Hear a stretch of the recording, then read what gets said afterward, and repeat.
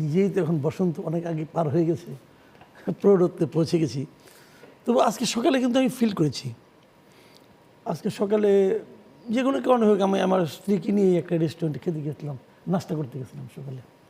এমনি এমনি সবসময় যে আমরা আসলে একটু একটা না, মানে সত্যি কথা বলতে কি, নির্বাচনটা হবে, কে জিতবে না, এবং বিভিন্ন সোশ্যাল মিডিয়াতে এটা নিয়ে আপনার মানে উন্মত্ততা, ক্রোধ, শেষ দিকে আপনার কান্নার অভিনয়, তো এই সব মিলিয়ে না এমন একটা মানে আপনার পরিস্থিতি তৈরি করা হয়েছিল।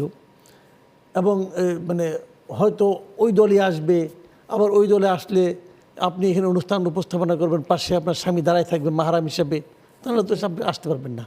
তো এই যে মানে উদ্ভট মানে আপনার মানুষের চিন্তা যে তাহলে কি এটা করতে হবে, তাহলে ওটা করতে হবে, এই যে মানুষের ব্যক্তিগত জীবনযাপনের মধ্যে সমাজের হস্তক্ষেপ অথবা রাষ্ট্রের হস্তক্ষেপ, এটা না এই দেশের মানুষ ভালোভাবে মানে বলতেও পারছে না কিছু।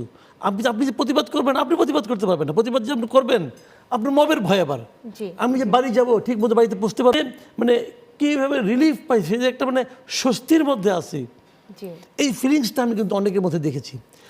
দেখেন, এটা কিন্তু আমি মনে করি জামাত ইসলামকে আমি মানে অত্যন্ত একটা দায়িত্বশীল দল মনে করি, এবং আগামীতে তারা এই সংসদীয় বিরোধী দল হিসেবে অত্যন্ত গুরুত্বপূর্ণ দায়িত্ব পালন করবে, এটা আমি মনে করি।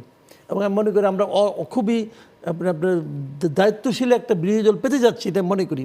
কিন্তু আমি জামাতকে বলবো যে আপনারা 70-এর ঘরে 80-র কাছাকাছি সিট পায়, 77টা না, আপনার 77, সেটা আপনি থামাই দিলেন কীভাবে, থামলো কীভাবে?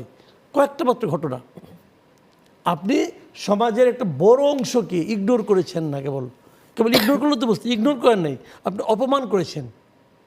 এই ধারা আপনি চালাতে থাকেন, তাহলে কিন্তু